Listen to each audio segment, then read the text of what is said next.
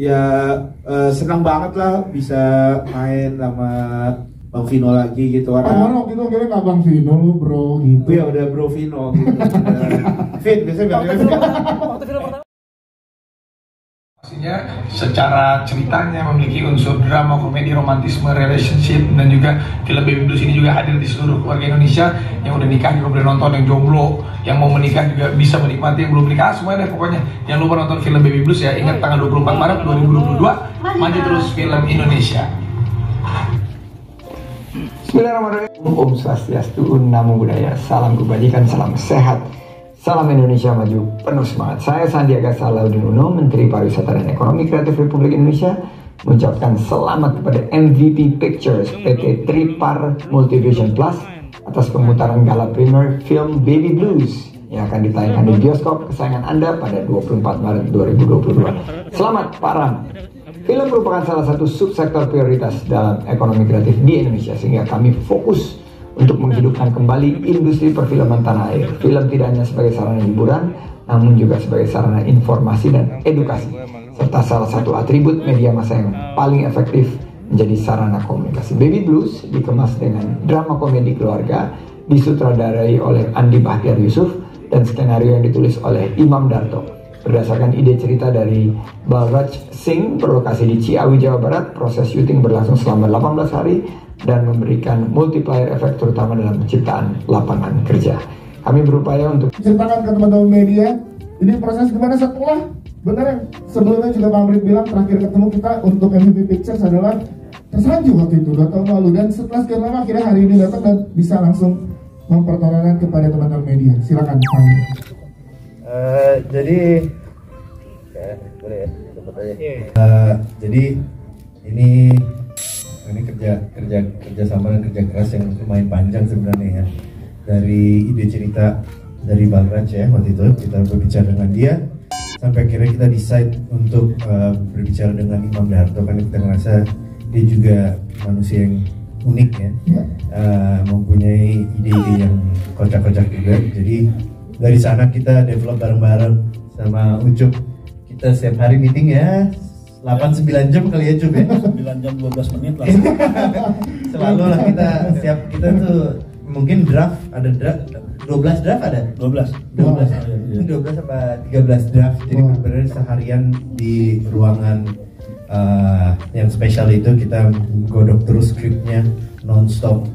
Tapi ngelihat pas saya habis itu tentunya syuting prosesnya juga sedang lagi pandemi ya kan di mana-mana, tapi untungnya kita prokesnya selalu aman terus selama syuting, nggak ada yang kena satupun ya, semuanya aman.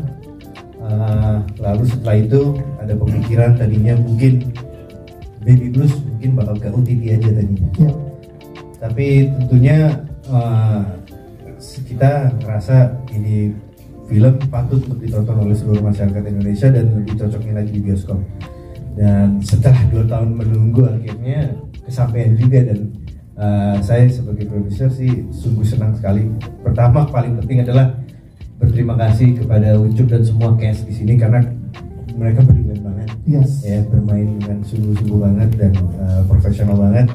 Tapi tetap seru juga di lapangan ya, selalu seru syutingnya.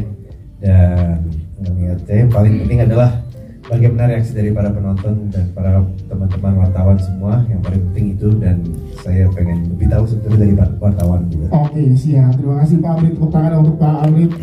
Kita menuju ke penulisnya tadi Pak Imam Darto berhalangan hadir hari ini. Jadi kita ke sutradara kita Bang Ucup nih, yang selama prosesnya kita pengen tahu 9 jam 12 menit itu drama sampai 12 itu treatmentnya mungkin berarti ini pandemi bawa berkah juga untuk persiapan jadi lebih matang Ucup dengan pemain ensemble pemain yang sangat luar biasa juga.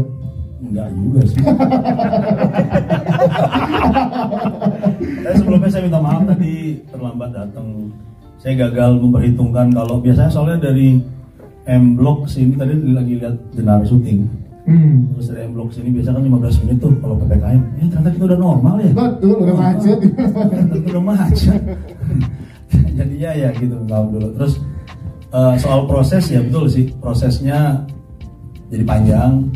Waktu itu pertama kali ketemu Amrit membicarakan ini biasa sebelumnya saya sering ketemu Amrit main PS sama nonton bola.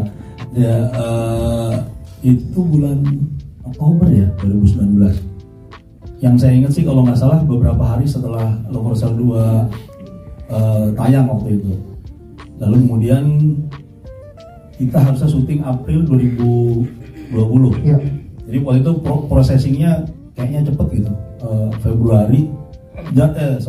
Desember atau Januari itu Darto udah punya draft 1. Dan kemudian di draft 4 jalan nih gitu April. Tapi terus Negeri Api menyerang. Jadi, setelah Negeri Api menyerang lalu ya begitu akhirnya bulan Juli sorry, Amrit bilang gimana Jul? Siap kan syuting Agustus? Ayo gitu. Atau nggak jadi lagi syutingnya gitu. Karena pokoknya kita baru mulai ketemu lagi tuh di Oktober November deh, dan kemudian mulai jalan lagi. Dan mungkin karena skrip lama diendapkan akibatnya jadi banyak hal-hal baru yang ditemukan kan.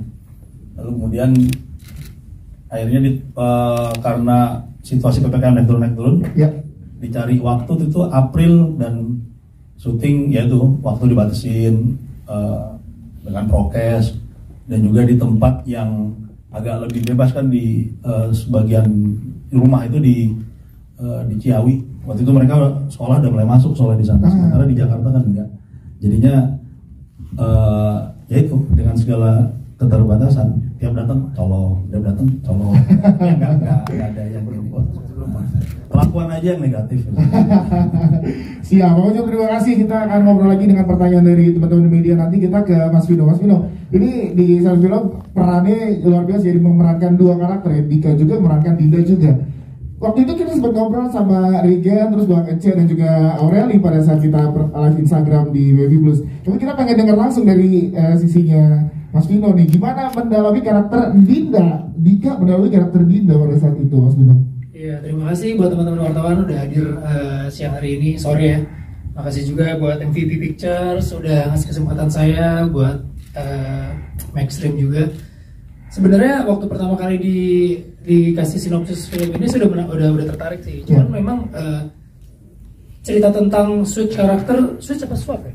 Body swap. Body swap. Karakter ini tuh udah bukan hal yang baru lagi sih di apa namanya di dunia film.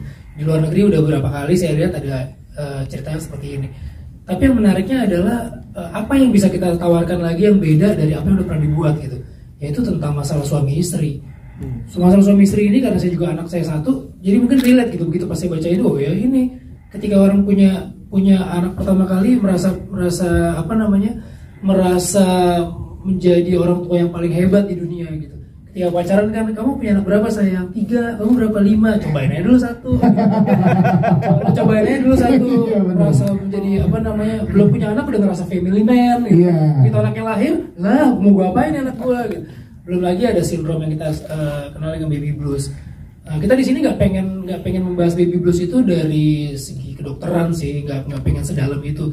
Cuman hal-hal komunikasi yang dibangun oleh suami dan istri apalagi baru itu yang pengen kita share sebenarnya di sini. Bukan berusaha untuk mengguru-gurui orang yang mau nikah nanti kalau nikah kayak gini, enggak sih. Cuma pengen sharing aja loh. Mungkin dari whole satu film ini ada pengalaman kayak pengalaman gue.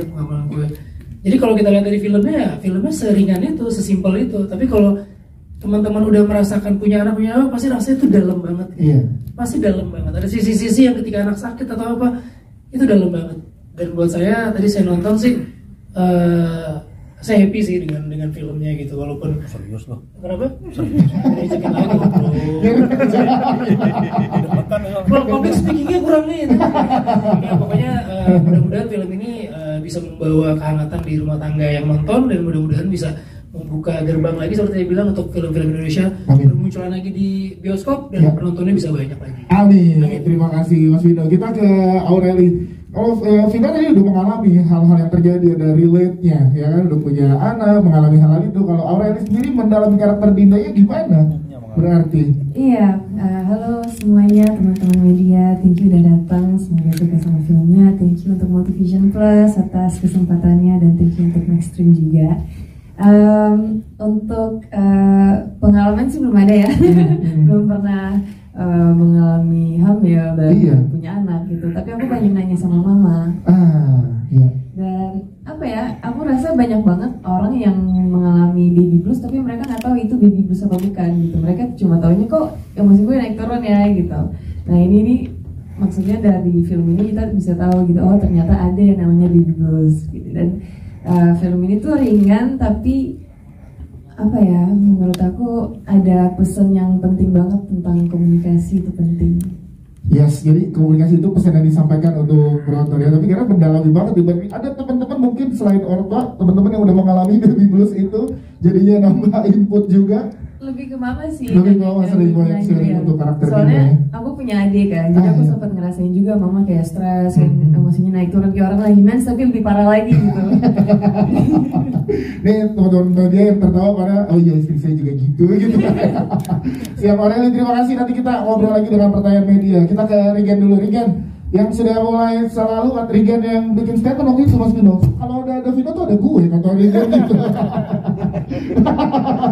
Rigen barengan lagi sama Mas Vino di sini dan juga teman-teman cast yang lain yang jadi main di Baby Blues. Gimana Gen waktu itu prosesnya? Ya senang banget lah bisa main sama Bang Vino lagi gitu. Mana waktu itu kira nggak Bang Vino lu bro gitu. Ya udah Bro Vino gitu. Vin biasanya bilangnya Vin. Waktu film pertama masih Bang, sekarang udah Fit. Bro Vino.